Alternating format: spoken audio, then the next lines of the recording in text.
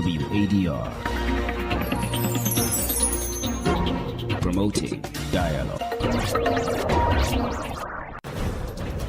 It's 6 p.m. in Dakar and Monrovia, 7 p.m. in Niamey. Good evening and welcome to Newslink, live on West Africa Democracy Radio 94.9 FM and around the world at wadr.org. We are also streaming on YouTube and Facebook. Here are the top stories. Sierra Leone and Guinea reach a consensus to reopen Yanga border after year-long stalemate.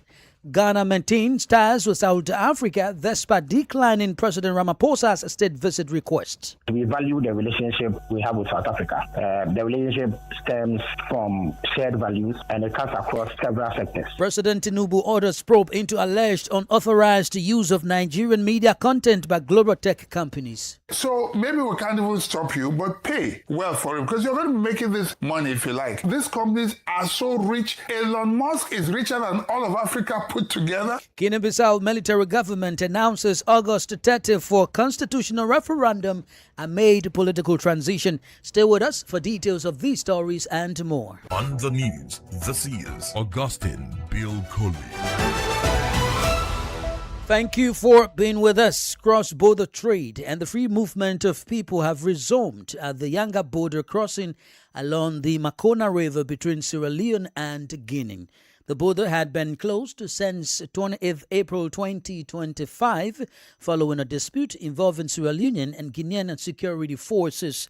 During the closure, travelers and traders on both sides faced significant humanitarian and economic hardship, while many residents were displaced from Yanga to Koindu and nearby communities. The reopening follows diplomatic engagements between the two nations. Veronique Njai has the details. The reopening of the Yanga border follows directives from President Julius Maada Bio after coordinated engagements between the Sierra Leone Armed Forces and the Guinean Armed Forces. Relevant political and administrative authorities from both countries also supported the dialogue.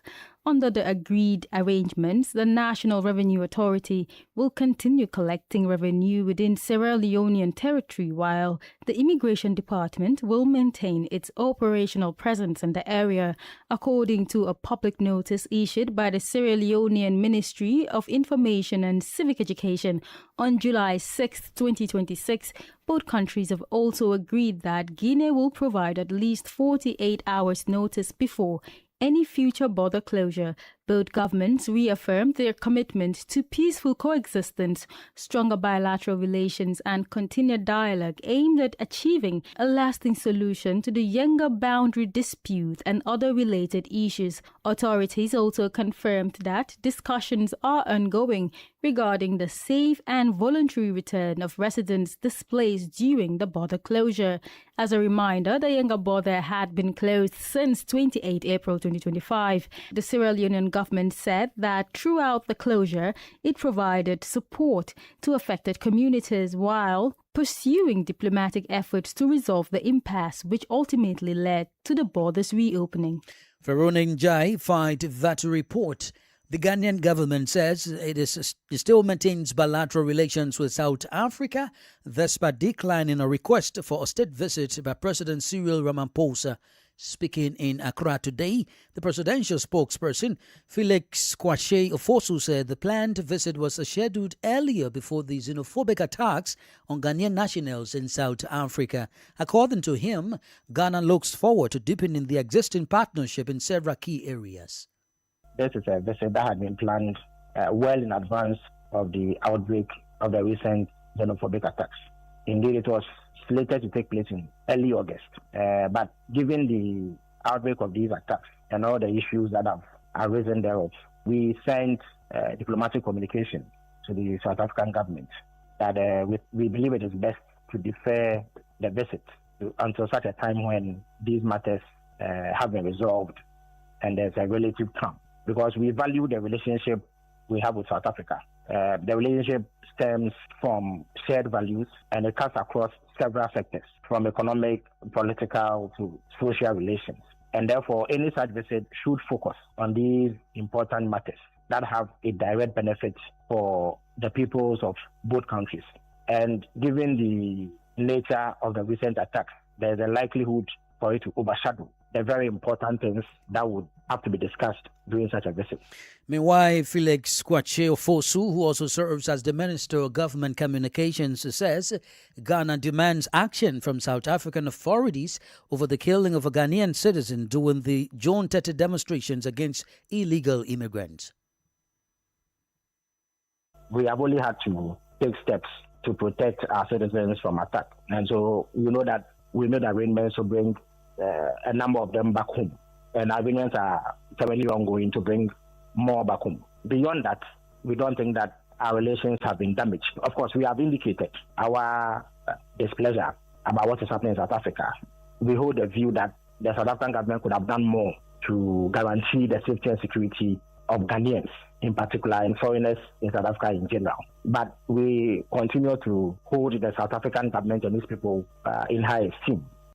That's Ghana's presidential spokesperson, Felix Kwache Ofosu, there speaking. Due to the attacks, approximately 1,000 Ghanaians have been repatriated from South Africa, and one Ghanaian was reportedly killed. However, South Africa has denied claims that a Ghanaian was killed, describing it as factually incorrect. Meanwhile, civil society groups in Ghana are urging the government to suspend its decision to revoke all civilian firearm licenses.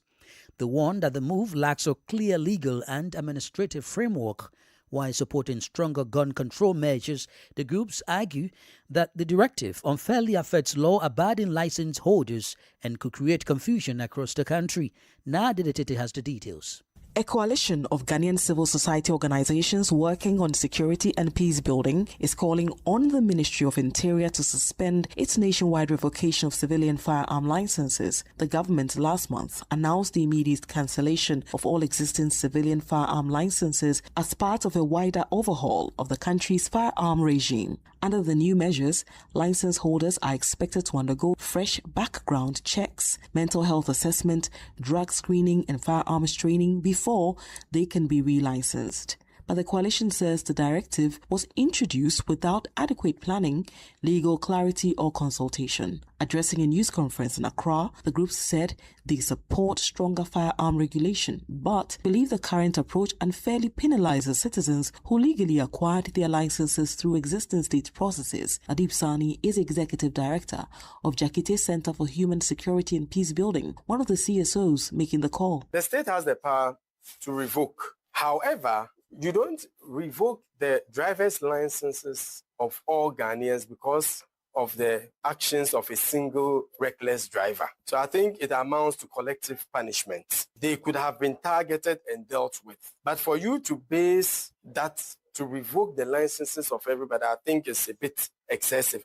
And the problem in Ghana is, you see, the issue with gun violence is the illegal weapons, because about 90% of violence is perpetrated using illegal weapons. The coalition is also urging government to fast-track a new firearms bill to replace what it describes as an outdated legal framework governing civilian gun ownership. It is further demanding clear implementation guidelines, including timelines, costs, regional processing centers, and an appeals process for affected license holders. For WDR, Nadi Tete, Accra.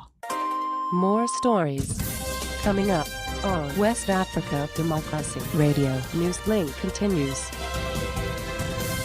And now elsewhere, Nigeria's President Bola Tinubu has directed the Federal Competition and Consumer Protection Commission to investigate major global technology companies over allegations of anti-competitive practices and the unauthorized use of content belonging to Nigerian media organizations. The move follows a joint petition by the Nigerian Press Organization, which alleges that companies, including Meta, Alphabet, Google, X, and some generative artificial intelligence platforms are engaging in practices that undermine fair competition and threaten the sustainability of Nigeria's media industry. Our correspondent Yeche Nusasetu reports. President Tinubu's directive follows a joint petition by the Nigerian Press Organization, made up of the Newspaper Proprietors Association of Nigeria, the Nigeria Union of Journalists, the Broadcasting Organizations of Nigeria, and the Guild of Corporate Online Publishers. The petition alleges that companies including Meta, Alphabet, Google, and some generative artificial intelligence platforms are engaging in practices that undermine fair competition and threaten the sustainability of Nigeria's media industry. Reacting to the development, global affairs analyst Victor Hai says the federal government is taking the right step. Fortunately, and I'm really super proud of this action, that one, it was an initiative of the people concerned, but more importantly, that the government has seized the gauntlet and decided that no, enough is enough. And note, this is not the first time. There are cases, no one has won a case against them yet, but there's some active cases. Ohai also argues that beyond compensation for media organizations, technology companies should be held accountable for the use of personal data, saying issues of digital privacy and data protection can no longer be ignored. When we get these smart devices, we are exposing ourselves.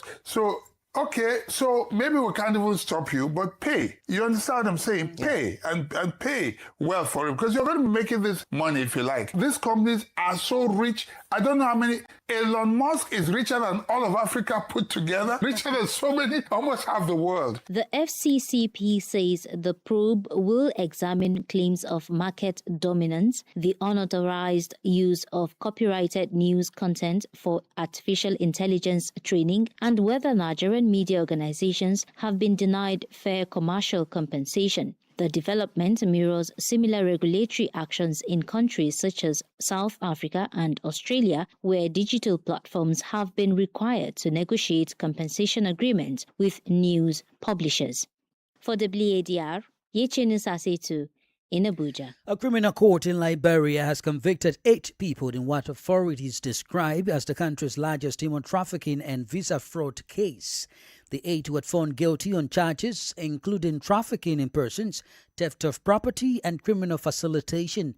Court records showed the group defrauded 57 victims of more than $100,000 by falsely promising them jobs and travel opportunities to Canada. Our Monrovia correspondent, April Mpako, tells us more.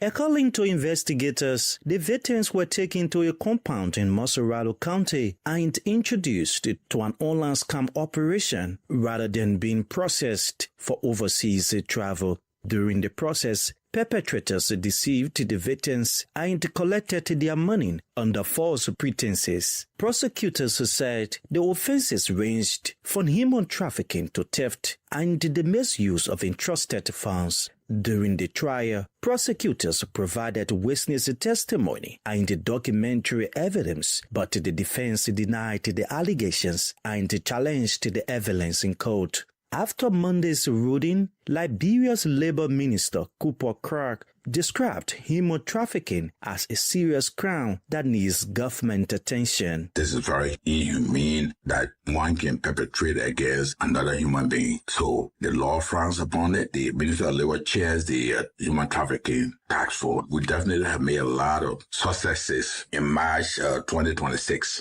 we successfully prosecuted individuals. These individuals were arrested at a red light where they were attempting to traffic some children to Mali. They had earlier trafficked some children. The trial attracted widespread national and international attention as victims testified that they were held against their will, physically abused, intimidated, and forced to solicit money from their relatives. The court is expected to announce the sentencing this Friday for 8 convicted individuals under Liberia's criminal laws. For Newslink on WADR, Abraham Parker, Monrovia.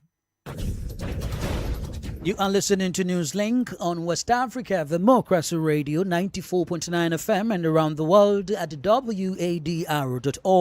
Here is a reminder of our top stories. Sierra Leone and Guinea reach a consensus to reopen Yanga border after year-long stalemate. Ghana maintains ties with South Africa despite declining President Ramaphosa's state visit request. President Tinubu orders probe into alleged unauthorized use of Nigerian media content by global tech companies. Still ahead in the news, Guinea-Bissau military government announces August 30 for constitutional referendum amid a political transition. We also have guest interview and a sports update. Please stay with us. From the heart of Nigerian politics, this is Yechi Nisasitu in Abuja, and you are listening to WADR 94.9 FM Dakar. Thank you for staying with us. Let's now go to Guinea-Bissau, where voters will head to the polls on August 30 to decide whether to approve a proposed new constitution introduced by the transitional authorities. The referendum comes nearly 9 months after General Hota Intan seized power in a military coup that ousted President Umaru Sissoco Embalo on November 26, 2025. Under a presidential decree issued by the military government, citizens will vote yes or no on a single question to determine whether the proposed constitution should become Guinea-Bissau's new supreme law. Atiowin Mbila gives the details. According to Guinea-Bissau's transitional authorities, the vote will be conducted through a universal, direct and secret ballot. The proposed constitution, already approved by the National Transition Council, would replace Guinea-Bissau's parliamentary system with a presidential system, significantly expanding the powers of the head of state.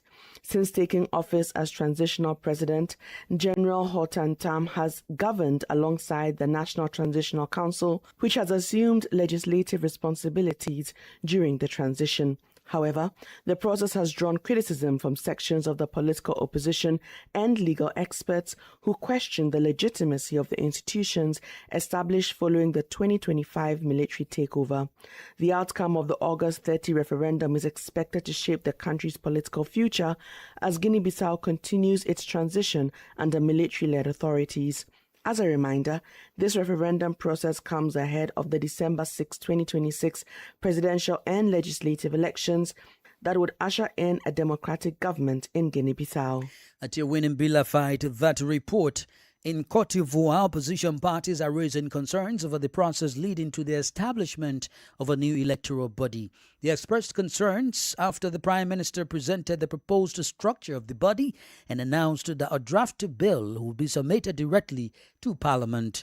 Opposition members say they had expected broad political consultations before the legislation was introduced. Usma Uma gives the details. The Ivorian Coalition for the Election of Côte d'Ivoire, known as CAP Côte d'Ivoire, which brings together several leading opposition figures, denounced the government's unilateral approach and its refusal to engage in dialogue with all political actors and civil society. Led by former Prime Minister Pascal Affi N'Guessan, president of the Ivorian Popular Front, FPI, CAP Côte d'Ivoire states that a dialogue on the new electoral body is necessary to establish a consensual institution. It maintains that the government is choosing isolation at a time when the country has a historic opportunity to build a lasting political consensus. Pascal Affi N'Guessan, on behalf of the coalition, says the meeting between the opposition, civil society and the Prime Minister to outline the structure of the future electoral body should have been the starting point for an inclusive dialogue on the institution's missions, composition and guarantees of independence. The opposition group laments that presenting a proposal is not the same as building a consensus, and listening without engaging in discussion reduces the consultation to a mere formality. CAP Côte d'Ivoire concludes that the overhaul of the electoral body is not simply an administrative reform, as it will determine the integrity of future elections and the stability of the country. A report from Marcel Ariston-Blay in Abidjan and voiced by Usma Uma. Senegal is maintaining stable oil and gas production while strengthening its position among Africa's energy-producing nations. The Ministry of Energy and Petroleum says crude oil and liquefied natural gas exports continued at a substantial pace during the opening months of 2026. Despite the sector's growth, residents in the country's producing areas say they are still waiting to see tangible economic and social benefits from the nation's oil and gas resources. More details with Christopher Teacher. According to the Senegalese Ministry of Energy, 3 shipments of crude oil were exported to the international market in June, representing a total volume of 2.94 million barrels.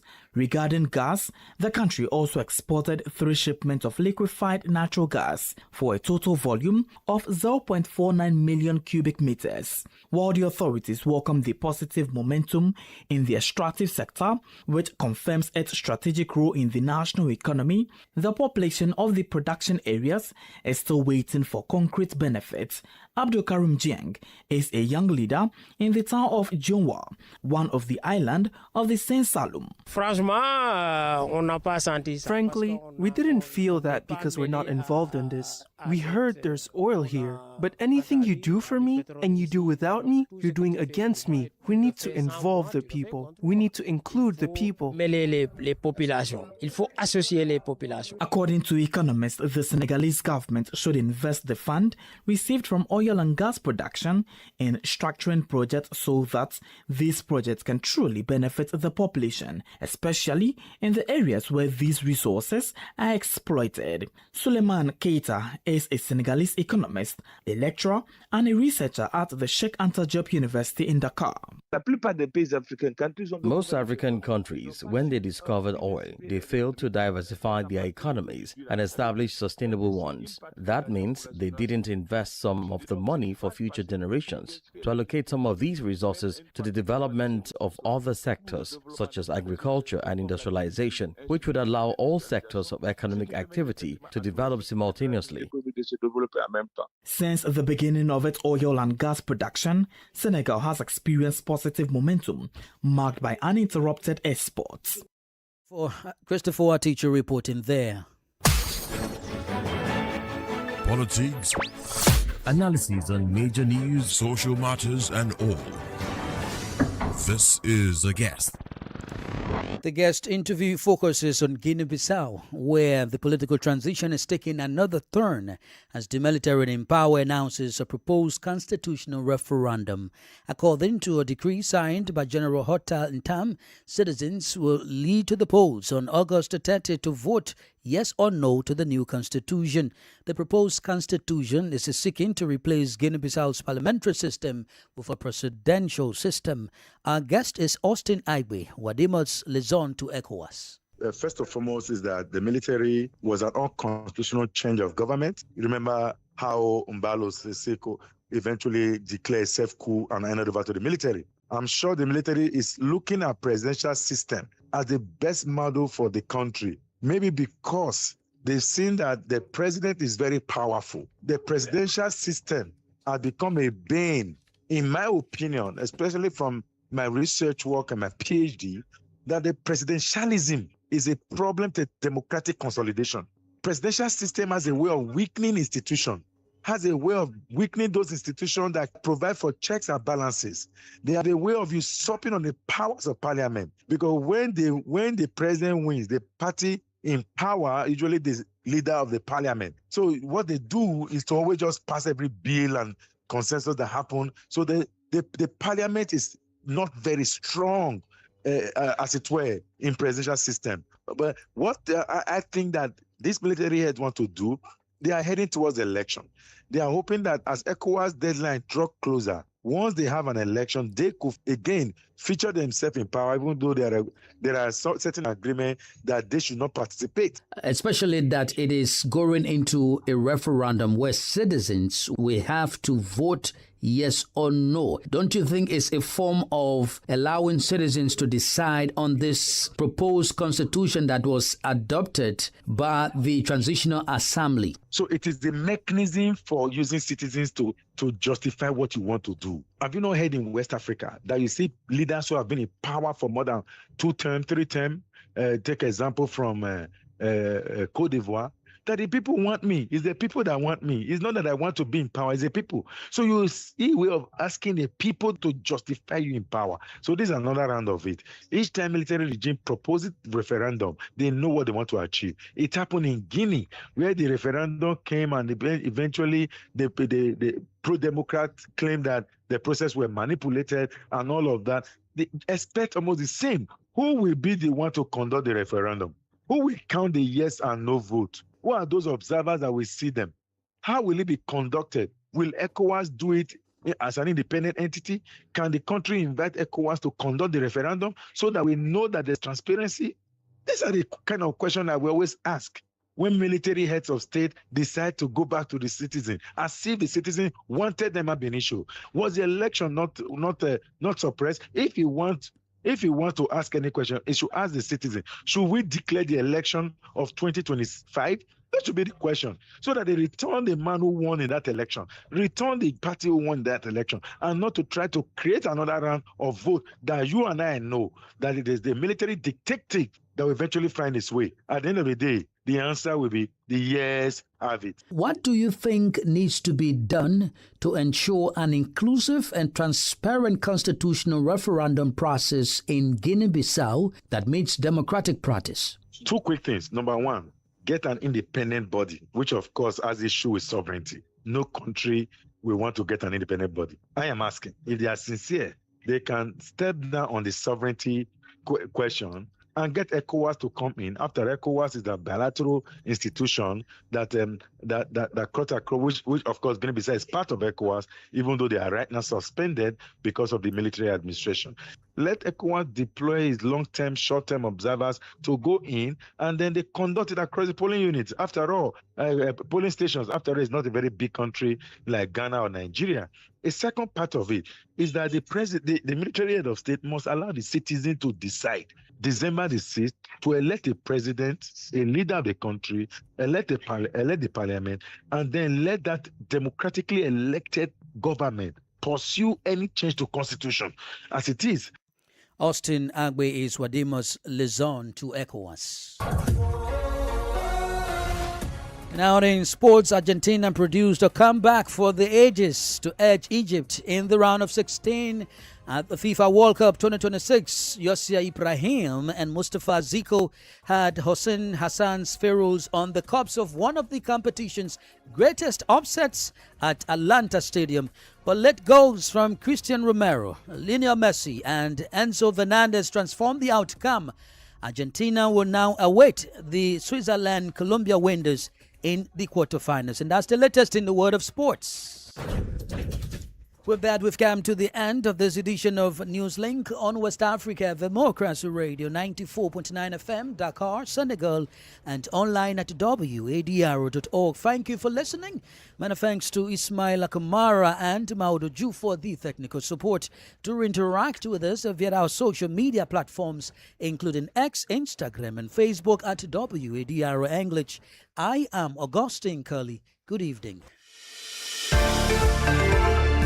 We thank you for listening to Newslink in Nigeria on Love FM Abuja and Darling FM Owerri.